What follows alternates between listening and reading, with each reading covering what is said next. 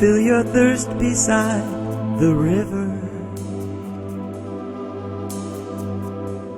Wash the journey from your hands. Feel the comfort flow inside you. Hi, welcome to Healing Outside the Box. This is our 143rd show. My name is Rosemary Lachance, and I'm an energy healer and a spiritual therapist. And I am the co-host for this thought-provoking series, and I'm dedicated to providing you with food for thought information and answers to all modalities of alternative healing, spiritual development, animal welfare, environmental concerns, and so much more in the form of guest speakers who are experts in their fields. If you know of any subjects that you would like us to discuss, or if you know of anyone you would think would make an interesting guest, please let us know. Please like the show on Facebook under Healing Outside the Box, where you can learn about and see pictures of some of our past guests and ask questions or leave a comment. Okay, enjoy the show. Now tonight we have with us Ted Peters, who is a theologian, a scholar, and an author. Welcome. Welcome, Ted. Nice to be outside the box. Yes. Ted comes to us all the way from California. He came out to do this show. Now, isn't that amazing? The title of the show tonight is UFOs, God's Chariots. Okay. Now, let me tell you a little bit about Ted. He's an author of UFOs, God's Chariot, which is the book. Well, we don't have it on me. We'll show you after. He has been fascinated with the question of extraterrestrial life since he was a child, and today he pursues this question both in relationship to UFOs as well as the field of astrology. In Berkeley, California, at the Center for Theology and the Natural Sciences, they are developing a field of astrotheology. Astrotheology. I said it right. Drawing out religious implications of possible extraterrestrial life, plus astroethics, identifying ethical issues having to do with space exploration. Ted's larger work relates science and religion in broad strokes. So his attention to the UFO phenomenon represents a subtopic within this large one. Okay, the first question we ask our guests is, what made you become interested in this subject of UFOs? Well, I think I have outer space in my inner soul. Mm-hmm. Certainly as a young person, I got fascinated with outer space and the question of extraterrestrial life, and my mom and dad were the kinds of people that loved reading UFO books, or in those days we used the word flying saucer quite a bit, right. And they would go to hear lectures from the great contactees. I remember they heard George Adamski one time, and I curled up on the living room rug and listened to everything they had to say when they got home from the lecture. And by the time I was in the 7th grade, I was the neighborhood expert on flying saucers and aliens and things of that nature. So when I grew up, I just kind of kept that interest alive. I got very interested in the phenomenon of religion and theological reflection, and somehow or other I began to see religious dimensions to the UFO phenomenon, and have been trying to tease those out since the 1970s. Wow. Unbelievable. Now, are UFOs really God's chariots? Well, there are two answers to that. No and yes. Oh, okay. When it comes to the ancient astronaut theorists who want to go back into biblical times and say that ancient scriptures and the pyramids in Egypt and all of these ancient architectural things were jump-started by an extraterrestrial technology, Oh, yeah. I tend not to embrace that. Really? Yes, I think that our ancestors were not so stupid that they needed extraterrestrial intelligence Okay. to move them along. I see your point there. Yes, and that one of the problems quite frequently with the ancient astronaut theorists is that they take spiritual things and run them over with a technological bulldozer, so to speak, and try to provide extraterrestrial technology to explain ancient experiences with spiritual depth. So in that sense, no. Okay. UFOs are not God's chariots. But there's another sense, and I'm particularly concerned about the UFO phenomenon from 1947 down to the present time, the contemporary one, and quite frequently the contactees and abductees, people who are individually taken aboard a craft. They usually have a message, and the message is stop nuclear arms testing. Let's try to make world peace. Let's try to protect our planet from degradation. And I want to say that's a good message. That's the kind of message that the ancient prophets in Israel delivered to Jerusalem and to the ancient Hebrews. And I want to say, well, if UFOnauts or aliens or extraterrestrials and flying saucers are giving us that kind of message, well, they could be the voice of God. Maybe we ought to listen. Right, right. Okay. So do you think that they were on the earth way back in those days of the pyramids and way back then? Because they show pictures, like I've seen paintings on walls where they showed UFOs. They showed something that looked like a spaceship and so forth. Do you think they were there then? When do you think they started coming to Earth? Well, it would be hard to give a date. As I said, as a phenomenon, I think since 1947, things... That's when you think... Things look like a single phenomenon. Are there reports from centuries earlier that could be interpreted that way? Yeah. Oh, yes, there are, and even in the ancient world. But I hesitate to take petroglyphs, those carvings on rocks, whether by Native Americans or in caves in France or locations like that, and suggest that it took an extraterrestrial to make pictures of an oxen or a bear or a human being or something like that. And oh yes, some of them have a globular helmet over them. I can't explain that particularly, but I hesitate to jump to the idea of spacelings being responsible for that. Oh, I thought it was like the Native Americans or whoever they were put pictures of what they saw on the walls, that they saw these, and they're the ones that put them up there. I don't know. That's what kind of thought. Not that they did it themselves, you know. Oh well. I mean. I see what you're saying is that they might have seen a space person in a spacesuit, etc. Well, one of the problems there is consistency. Part of the ancient astronaut theory is that there was a sort of genetic connection, you know, that beings from heaven come to Earth and they get married and they produce children, and you and my ancestors have extraterrestrial genes. How are they going to do that in a spacesuit? They have to take it off. They'd have to take it off. And so the idea that somehow or other Earth's atmosphere is like that of the moon when we send astronauts there, let me just say I think there's an inconsistency there. So I am at best a weak proponent of the ancient astronaut theory. Okay. And I want to say I think the evidence for me is not yet persuasive. Okay, so you think it started about in the 40s?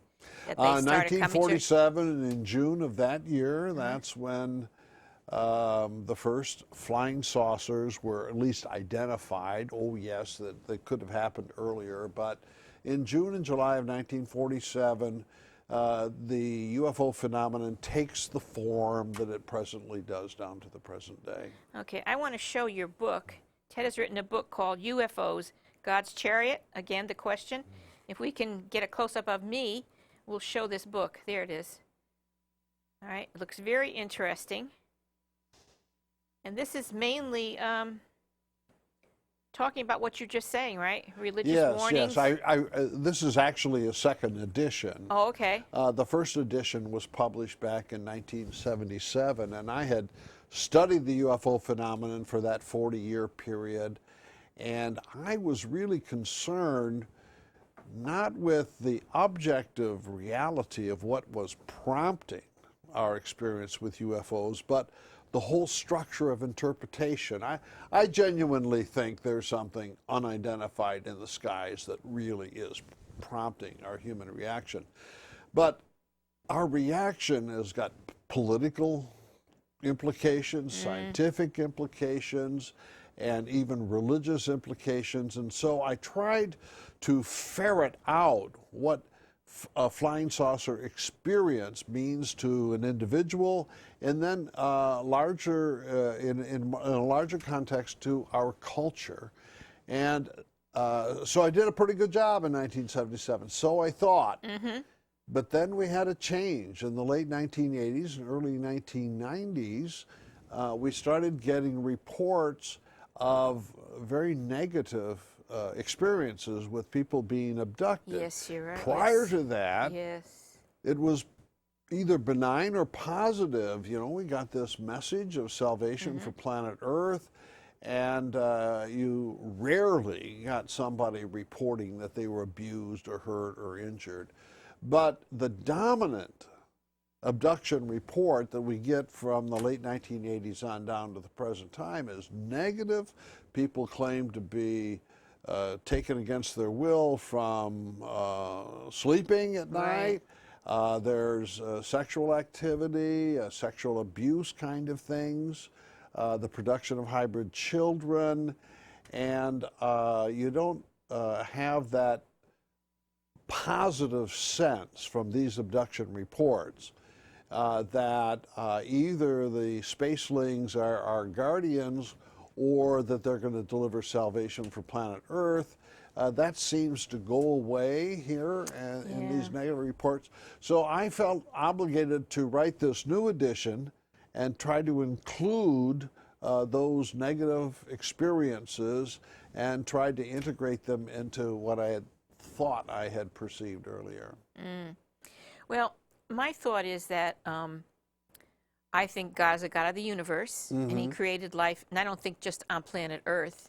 I think that's kind of arrogant for us to think that we're the only planet that has life. I think there's life on other planets, and I'm sure that they are ahead of us because they are able to come here, and we're not able to go there, right?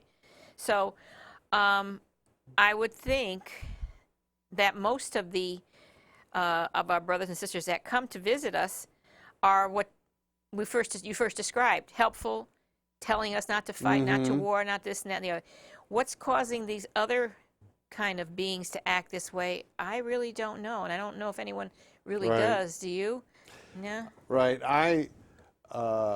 Getting back to what you were saying earlier about the universe being large, as you said in your introduction, we in Berkeley are trying to develop the field of astrotheology, which means asking about the implications of extraterrestrial life for our religious beliefs and our spiritual understandings of things.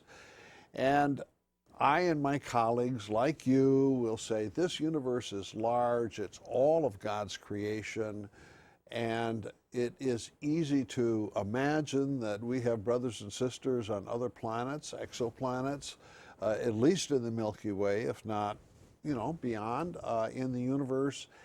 And what we've done is we've gone back and taken a look at the history of what's sometimes called the other worlds debate.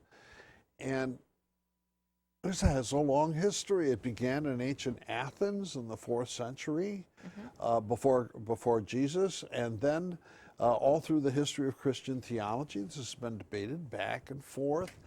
And you can't really find very many theologians who think that Earth is the center, so to speak, and the only They don't think that? Yeah, not very many. Some do. Okay. Yes, some do. But surprisingly, there are a large number of them that imagine, they don't have empirical evidence, but they can imagine another world with a race of intelligent beings that are God's creatures.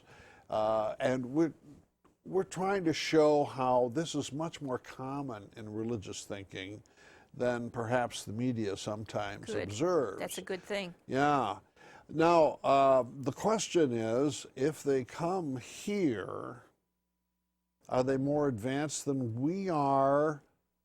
We can imagine they'd be more advanced in science and technology, but would they be more advanced in morality? Would they have greater capacity for love? We would hope so. Yeah. We don't know yet. That's a good question. Just because they Yeah. had the minds to be able to get here, we still don't know how. Right. Yeah, you're Well, right. we know from our experience on Earth that just because you have a generation of very intelligent people who are good at science and technology, it doesn't make them more loving or more No, caring. you're right. The 20th century, Yeah. with World War I, World War II, and these giant genocides, technology got used in just creating killing machines, you know? And so an advance in science and technology doesn't mean necessarily you have an advance in civilization, let alone compassion and love and fraternity and peace. That's an excellent point. Yes. That's so excellent. That's so true. Definitely, definitely. We, you know, this is a big question about UFOs and people on other planets. All we really have is what they show us in the movies. Most of the time, they'll use the shock value to try to show something that's not nice. Right. But every so often, they'll have like E.T. or something that's kind, sweet and nice, and like you said, trying to tell us, don't fight anymore, don't have any more wars, love one another and all that. And I don't know. I mean, we really don't have anything to base it on. We certainly don't want to be afraid. We don't want to scare anybody. We don't want anyone to be afraid of them. But I think from like what you just said, I think that there's probably both kinds. And, you know, question your alien, so to speak, you know. Yeah. But I think that they may have a lot to teach us because we already learned that they're telling us not to war and fight. Right. And yet there's the other kind, and like I said, I don't want to have anyone get scared. And this reptilian, have you seen that about the reptilian type of aliens? That's not, I don't know what to think about that. I have some in my neighborhood. Yeah, right. I like to drive a wedge between science fiction on the one hand and the UFO phenomenon on the other. Good. I think that the science fiction people don't understand what people who are involved with UFOs are feeling. So most of these movies that you're alluding to, with flying saucers or spaceships, Independence Day would be a popular one. Yes, that's right. They're warships. They're coming from the Soviet Union. I mean, they're coming from another star. And so basically it's the Cold War becoming a hot war, but now it's between planets. And I just want to say, people involved with UFOs don't think that way. Good. I think there are only 2 movies that are authentic to the UFO phenomenon, and I'll bet you've seen them both. The first one, 1951, The Day the Earth Stood Still. Yes, I loved it. Ignore the remake, only the original. And then Spielberg's Close Encounters of the Third Kind of 1977. And Spielberg said when he began getting ready to make that movie that he thought he would make a sci-fi blockbuster, and then he realized that the UFO phenomenon is a religious phenomenon. And so that movie was just filled with religious symbolism. Remember, the clouds would foment, and then the final scene had Devil's Tower, which is a tower, with the New Jerusalem, or the flying saucer, descending, etc. And so Spielberg just filled that movie with religious symbolism. And so my observation is that this is authentic to the UFO phenomenon, because even though science and technology play a big role in people's experiences, whether they see a night light or whether they see a daylight disk or whether they track them on radar, science and technology is part of their interpretation, but they come here for a political reason. They're going to change the politics on Earth from one of competition and war to one of peace. And it's just a small step there to think in terms of religious or spiritual dimensions. And quite frequently, a person who is abducted will say, somehow or other, I think the aliens knew what I was thinking. You know, that somehow or other there's an internal presence. Well, that's what I mean by a spiritual dimension. Exactly, yeah. And that's what you get from people who actually have experiences with UFOs. You don't get all this battle stuff with soldiers, you know, going off to war to fight the aliens. And so that's why I think that the movies, the sci-fi movies, might be exciting, but they don't have anything to do with UFOs. Right, right. Yeah. That's what I wanted to bring up, because so many, they make people afraid of them. All of them. Oh, yeah. All of them. Right. But most people, when they're rational, they know those are just science fiction movies, and they'll ponder, well, could the aliens be kind, or could they be warlike? We don't know, and until we get some empirical evidence, we won't know for sure. And maybe they come from different locations, and maybe they're of different types. After all, if you were an alien landing on Earth and you landed at the Republican National Convention, you wouldn't think that everybody on Earth was like that. You're right. You're absolutely right. I don't know. I'm just asking your opinion here. It seems to be, we've heard, we've read that there may have been more landings than we know, and that the government kind of wants to keep it quiet and doesn't want us to know. What do you think about that? Do you think? Well, as I look at the phenomenon as a phenomenon, the government conspiracy is right there from the beginning. The very first UFO books were published in 1950, and they start right off with the U.S. government is withholding secrets from us. And this anger against the U.S. government for withholding secrets is so much a part of the UFO phenomenon, and it's not coherent, right? So the belief is that Uncle Sam, beginning in 1947, July of 1947, got a crashed flying saucer and took it to either Wright-Patterson Air Force Base in Dayton, Ohio, or else took it to Area 51. And so a large legend has developed about Uncle Sam getting this extraterrestrial technology, reversing this technology, and then using it in our space program. And the critics want to say, and they're not telling us, you know. I've looked into this, and I want to say factually, it is the case that Washington has withheld information. I think that's a fact. As to whether or not there is this really big conspiracy that is withholding extraterrestrial science and technology and politics from us, I tend to doubt that. It's hard to prove a negative.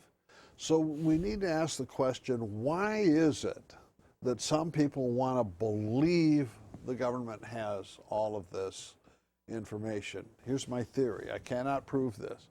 Is it okay if I give you my theory without proof? Okay. Right. Yeah, no. I think we want to believe that Washington is powerful. I think we want to believe that the American government has extraterrestrial input, makes it powerful. It also makes it religious. It makes it heavenly. And here's some of my evidence, okay? You've got a lot of other people who are angry at the U.S. government, and they form militias, and they go into the mountains with their machine guns, and they shoot policemen, etc. There isn't anybody in the UFO movement who would join those people. They don't want a revolution, not at all. They love the government. So I think there's a reaction formation of some kind going on here. We are going to accuse our government of withholding this information, but that information is heavenly. It comes from the stars. And I think finally what we want is to believe our government is powerful And maybe one of the reasons the government doesn't tell us the truth is they know how weak they are. I'm not sure. That's a very good point. That's Yes, true. yes, That's right, very, right. very true. Yeah, you never thought, yeah, that's going to change my thinking. It's true, really. We give them more power than they really deserve. And yeah, and to think that they can overpower them and keep this all secret themselves. Yeah. You're right. That's excellent point. Good way to look at it. Really, really, really. Why do you talk about models of interpretation for UFOs? Well, as I said earlier, I think that the UFO is unidentified and it provokes something in us.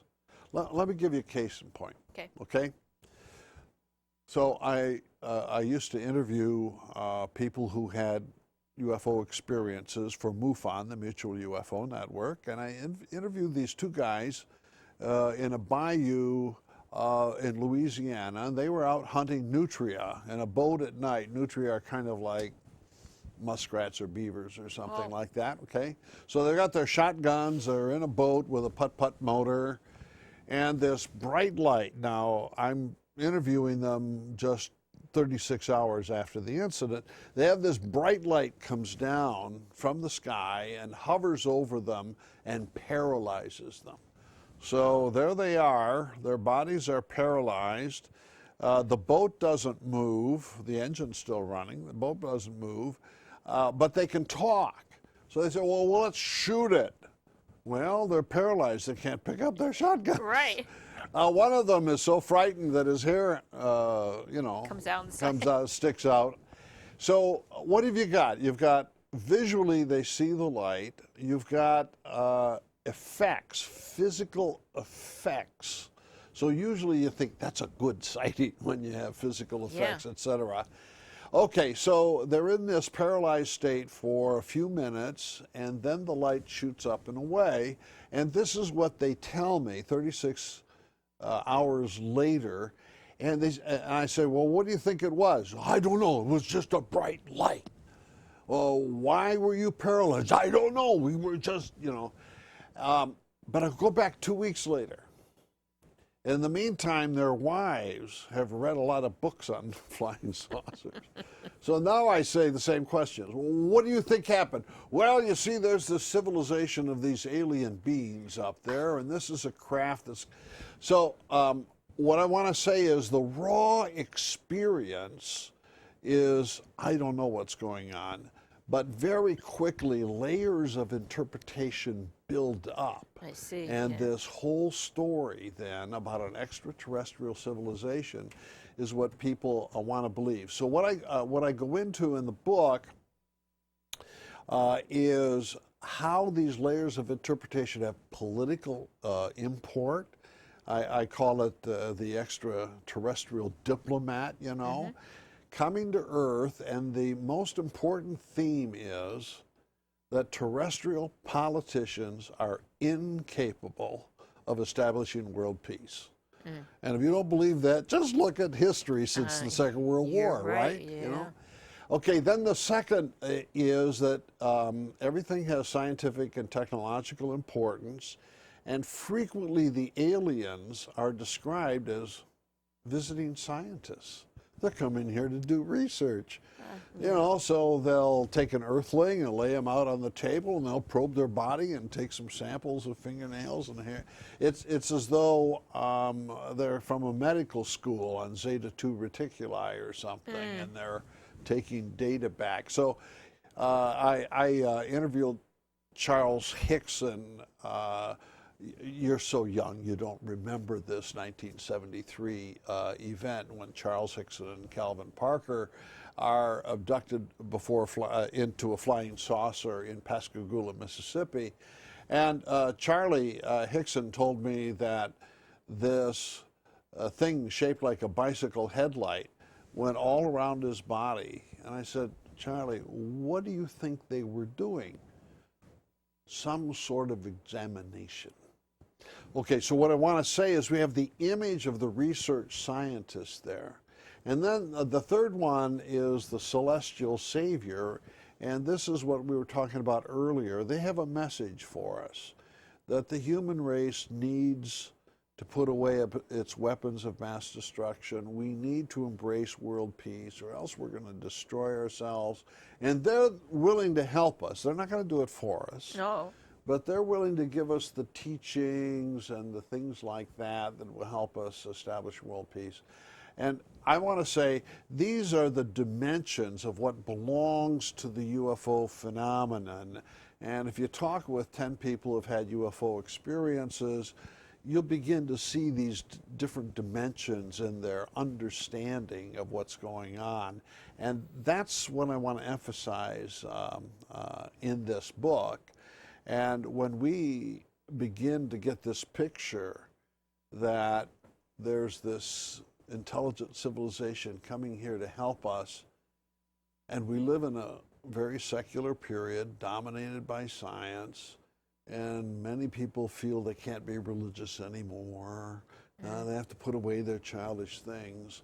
The euphonauts or the aliens pick up all the qualities of the angels. You can't believe in angels anymore, so we have technological angels or scientific angels that are doing some of this. And remember what I said earlier, even though they look like they're scientists visiting us, they can get into our soul.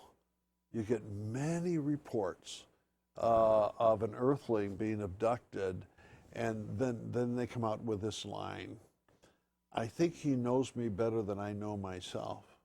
Well, it comes from St. Augustine, you know. And so you drop the religious stuff, but now there are these scientific and psychic kinds of dimensions. So that's what I try to map out in the book, what I call structures of interpretation or models of interpretation. That's good. That's really, really good. So why not just talk about UFOs objectively? Well, like so many other people, I would love to ask the question, do they come from outer space? And then you get a yes or no answer. Right. Unfortunately, it's hard to get a yes or no answer to that, because there are certain dimensions of the UFO phenomenon that look like spacecraft ferrying astronauts to Earth, just like we sent astronauts to the moon. But there are other aspects of the phenomenon that don't fit that model. For example, some years ago, I saw a movie taken by a farmer. He'd just finished plowing his field and putting the seed in, and I guess maybe a Sunday afternoon, he was taking a movie of the fields, and a disc, a flying saucer, your classic round flying saucer, Right. flies in and just hovers above his field. Okay, spaceship. No. Suddenly, the disc begins to separate into two, and like bubble gum, you know, there's this membrane in between, and then pop. Now you have two discs the size of the first one, and they fly off in opposite directions. So I want to say, oh, that doesn't look like a craft that would be carrying passengers. I don't know what that is. But it's part of the UFO phenomenon too. And so even if the extraterrestrial hypothesis gets confirmed, maybe it'll only explain some UFO experiences and not all of them. So that's what I want to say. I think it's kind of complicated in that regard. Well, that's a true story, what you just said? Yes. Now, I can't, verify that the farmer was honest, but it looked like a pretty good movie to me. Yeah, he had it on the movie. Yeah, he had it. Right. I mean, I saw what the farmer says he saw in the movie. Yeah. I wonder why other people didn't show it somewhere or put it up or anything like that. Oh, actually, this was at a MUFON meeting. Oh, meeting, so okay. There are, a few hundred people who saw it with me. But my point is a larger one, that there are a number of UFO reports that don't look like spaceships. Oh, okay, that don't look like spaceships. That's my point. And there are more UFO reports than we know, right? Oh, we're talking about hundreds of thousands. Yeah, and the public never really knows, never hears about it. right? No, no. The information's available. I keep mentioning MUFON because that's the group that I'm associated with, but there are others. And MUFON has now got a series on the History 2 channel. I think it's called Hangar 1, in which they're having little vignettes about some of the various files. But I did a lot of research from those files when I wrote this book, and there really is a lot of information that we do have about UFOs, and one of the problems is we have too much, in the sense that it's not easy to get all that information into a single theory that explains it all. That's true. All right, you claim that both SETI, what is that, SETI, SETI? SETI is the Search for Extraterrestrial Intelligence Institute. It's a group of scientists connected with NASA, but it's private, who listen with radio receivers for signals that come from exoplanets, planets that are beyond our solar system. Okay. So you claim that both SETI and science and ufology, did I say that right? Ufology, right? Are secular forms of religion. What do you mean? What I mean is that if you ask a ufologist or you ask a SETI scientist, tell me what you really think is going on and why it is that you're doing the research that you're doing. Well, they tell this story that on this other planet, there's a more highly evolved species. And this species has evolved in science and technology further than we have, and in medicine, so that now you can live longer, maybe live forever. And on down the line until we get to where we were a couple of minutes ago in this conversation, they're also superior in morality. And they can bring their morality from heaven via a spaceship to Earth and help us improve our morality. That is to say, stop war and to protect our planet from degradation, environmental degradation. And so I would just pose a question that any scientist would is, well, what's your evidence? Do you have any empirical evidence whatsoever? And the answer is zero. There is no evidence for this. Right. It is a whole belief system. And I hope it's true. I hope it's true because just like you, wouldn't it be great to have world peace? And if visitors from outer space could help us do this, wouldn't that be wonderful? Yes, it would be wonderful. But I want to say in the narrow sense of being scientific, it's not scientific. No. Even though PhDs in astrobiology believe it, it's really not a scientific conclusion. Well, either it's not true or we're not listening. That second one is very important, and many people in ufology will make that point. They'll say, wait a minute, we've had a lot of anecdotal experience where people report contact from extraterrestrials, and it takes this form, political, scientific, religious form. And then you get a technical dispute.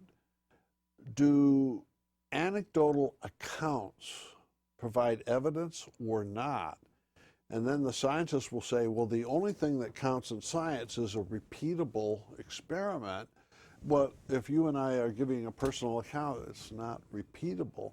So it frustrates many people in ufology that your establishment scientists won't accept this evidence. And so there's a kind of standoff. And what I try to do is point out the standoff. But I want to say, in terms of the narrow definition of what counts as scientific evidence, no, we cannot prove that ETI exists, and we cannot prove that ETI is coming here to help us. Could it be true? Yes, it could be true. But I want to say it's more of a hope than it is a piece of knowledge.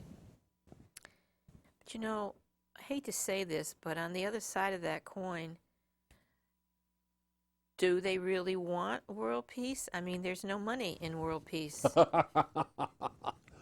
know what I'm saying?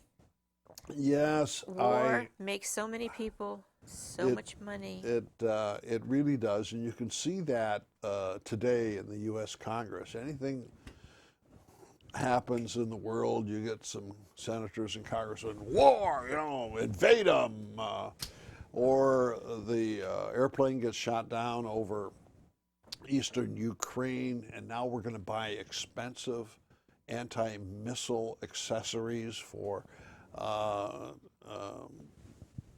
commercial airliners. I want to say, who's going to get the profit off this?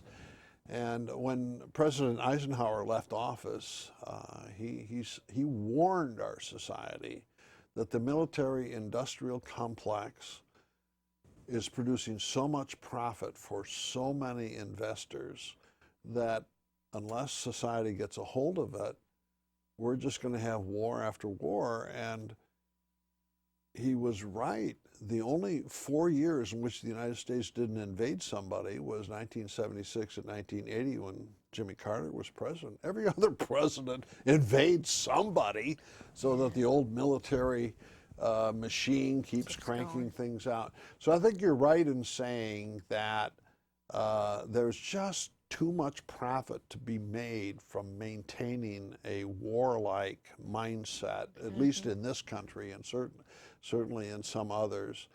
But with this point, as important as it is that we're making right now, I don't see much in the UFO phenomenon that addresses that.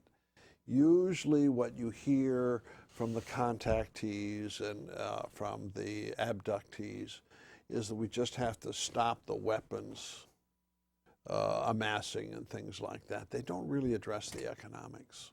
No, they wouldn't. Yeah. They know, but they wouldn't address that. Right. But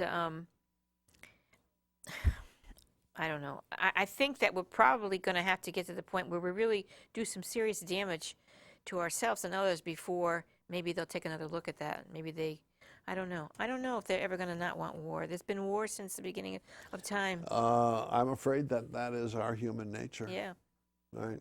It really is. Which barbecues? What is barbecue?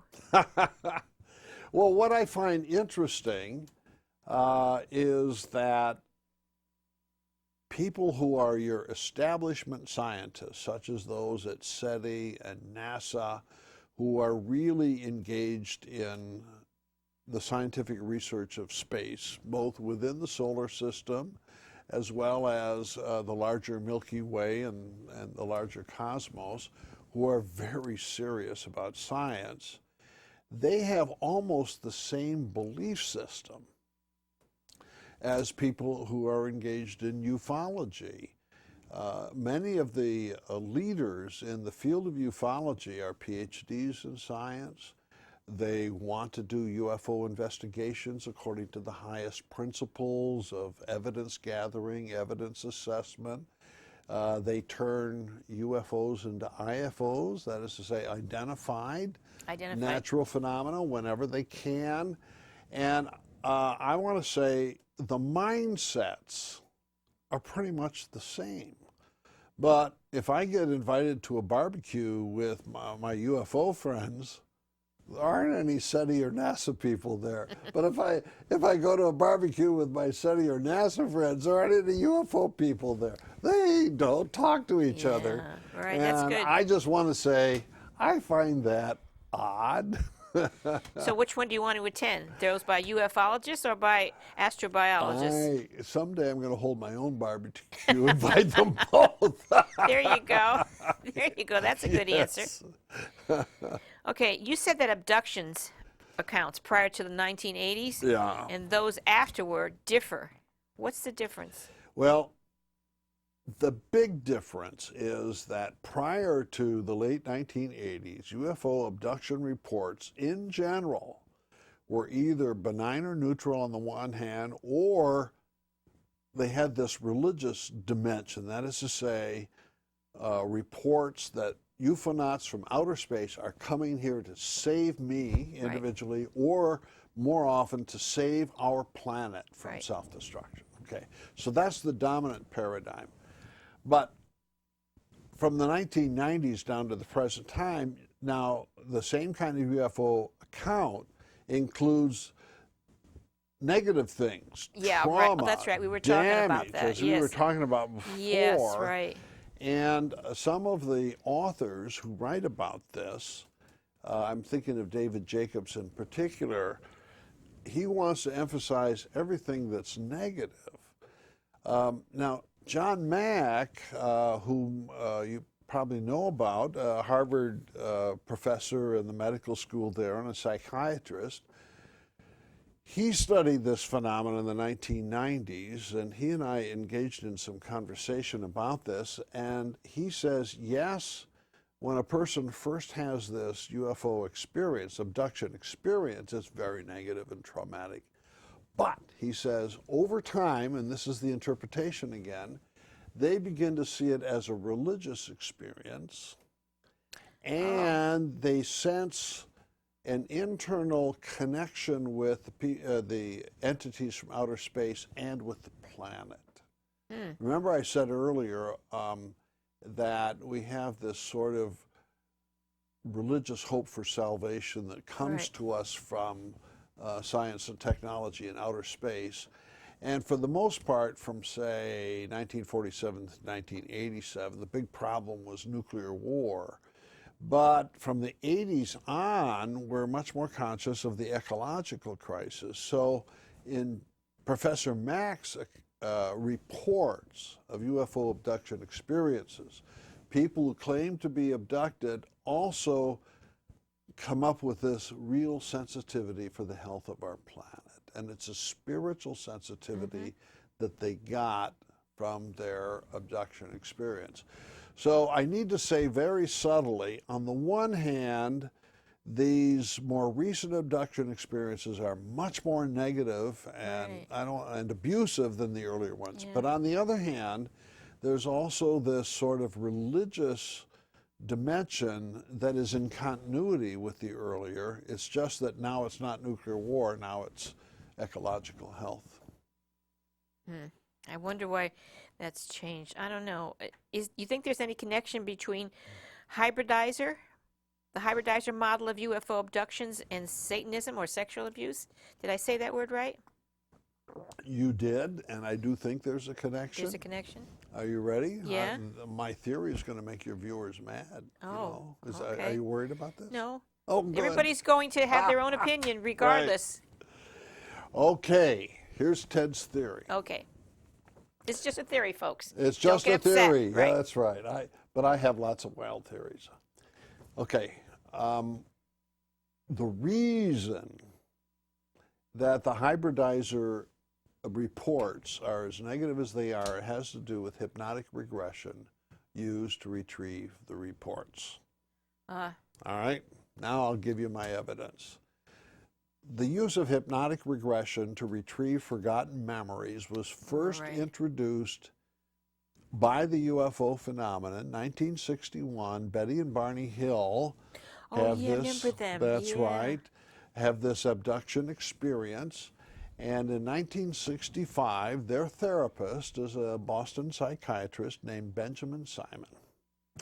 Benjamin Simon uses hypnotic regression to retrieve data about Betty and Barney Hill's UFO experience, okay? Well, when this became public knowledge, then UFO investigators started using hypnotic regression all through the late 60s and all through the 1970s. James Harder at the University of California, Leo Sprinkle, and others now made it just common. UFO experience, hypnotic regression, retrieval of the data. Things changed in the year 1980. In 1980, a book is published called Michelle Remembers. And in this case, you have a psychiatrist and a patient who use hypnotic regression not to retrieve a UFO experience, but to retrieve childhood sexual abuse and satanic ritual abuse. So now this book gets widely read. By 1982, you have an amazing phenomenon in American culture, and that is the prosecution of day school workers. I don't know if you remember this or not, yeah. but at one time around 1985 or so, there were at least 100 court cases in America in which people were prosecuting day school workers for doing what? Sexual abuse and satanic ritual abuse of the children in their day schools. The McMartin case, which was the McMartin Day School, actually I don't mean day school, I mean preschool. The McMartin preschool in Southern California, the court trial began in 1982, ended in 1987. At that time, the most expensive court trial in the history of Los Angeles County, in which a mother and son who ran a preschool were accused of sexual abuse, satanic ritual abuse. It was said that there was a subterranean worship center beneath the preschool in which the children were abused, in which they were supposed to worship Satan, etc. They were finally acquitted. And the reason they were acquitted was the jury could see that the therapists who were interviewing the children were guiding the children. So the witnesses were not credible. That's 1987. Well, that's about the time that 4 authors are getting together in a place called New York City. I don't know if you've ever heard of that place vaguely. or not. Yeah. And Whitley Strieber and David Jacobs and Bud Hopkins, and then a little bit later John Mack, and they start producing these books about UFO abductees, and the primary tool for getting their accounts is what? Hypnotic regression. And so here's my theory. Could the 1980s, which took hypnotic regression and added sexual abuse and satanic ritual abuse, come back to the UFO phenomenon and re-influence it? So that's Wow. that's Ted's theory. Can I prove it? No, but well, we're struggling for explanatory ideas here. Well, what's the future of transhumanitarianism? That was the word. Transhumanism, baby? Transhumanism as the new religious movement. Well, transhumanism is an interesting phenomenon, and right now it doesn't look like a religion at all, but it's a doctrine that's being developed amongst our techies in Silicon Valley and in Great Britain and places like that. And they hold a belief, just like you find at SETI and amongst the UFO people, that the most important thing in the human being is intelligence, and that evolution is aiming at higher and higher intelligence. Now, I'm a devout Christian. I think intelligence is great, but for me, love is, I'd rather have love over intelligence any day. Right. Give me a loving puppy over a demonic scientist, and I'll take the puppy. Of course. Okay. Yeah. But if intelligence is the most important thing, the transhumanists think, we could enhance human intelligence with computers. And we could have a new hybrid, which is a mixture of electronic intelligence and genetically, based intelligence, and create a whole new species, post-human, transhuman, so that you and I would suddenly become defunct. Oh my God. Because this other race would become more intelligent than us and go on. And so what I have begun doing is looking at transhumanism in the same way I do with the UFOs.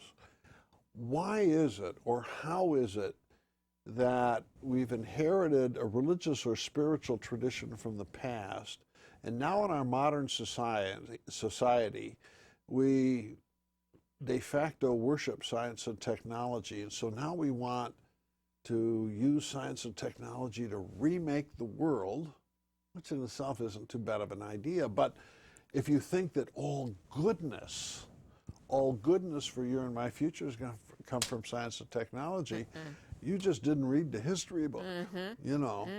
So, yeah, transhumanism has no church, but it's got a doctrinal belief system with a built-in doctrine of salvation that looks kind of like what we find amongst some of the UFO believers. Well, you've got about 2 minutes left. I could ask you a question, or if there's any last words you'd like to say to our audience in these 2 minutes, please do. Well, I want to say that you and I, as human beings, are probably born with certain hopes, hopes that a God of grace can provide us fulfillment for. And those are authentic and those are general, and we ought to trust those hopes. And science and technology can help fix some broken things in our world, but not everything. No. Not everything. And so, despite the glitter and the glitz and everything of science and technology, whether it comes from Earth or some off-Earth planet, there's not going to be salvation there, I don't think. You know, No, there's a God who loves us, and hopefully in most of our lives there are other people who love us, and that's far more precious than any science and technology we're going to get, either from space or from our laboratory. Yeah, that's true. And I kind of believe more in the you know, alien. And I hate to say alien. I don't like that word, but our brothers and sisters on other planets feel like we do about love and peace and God, and it's their God too, and that you know, they want us to get that message. They want us to be like that, but they're not listening. We're not listening, and the higher ups, they're not listening, and I don't know what we can do except spread it among each other one by one. That's all we can do, really, right? I think that's right.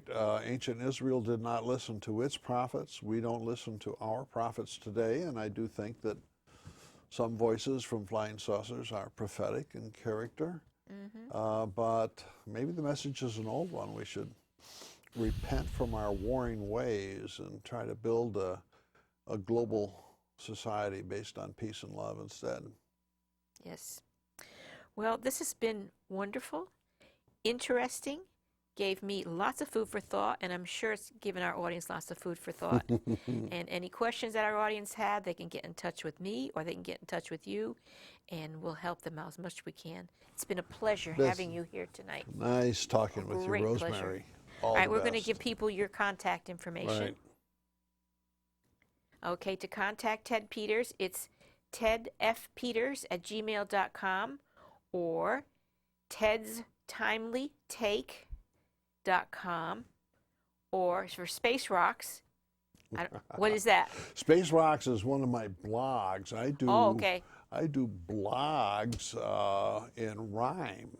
Oh, cool. So if you want a rhyming blog, go to my website, tedstimelytake.com, and /space-rocks/ right. with a www in the front, or an HTTP. Okay, so get a hold of Ted in California. He will answer your questions. He will help you. And now we'll give the contact information for me and the show. To learn more about this show or any of our past shows, please contact us at healoutsidethebox@yahoo.com, or to reach me, Rosemary Lachance, phone 203-627-7966, or visit my website, www.rosemarylachance.com. Lots of information there. And we're also on Facebook under Healing Outside the Box, where you can read about our shows and our guests. Please visit us. And the quote for tonight is, God is a God of the universe and not just planet Earth. Therefore, it is unnatural in a large field to have only one chaff of wheat, and in the infinite universe, only one living world. And that's by Metrodosis of Chinos. Don't ask me, but this is his quote. Okay, it was nice to be with you tonight, and thank you for joining us. Good night. You understand.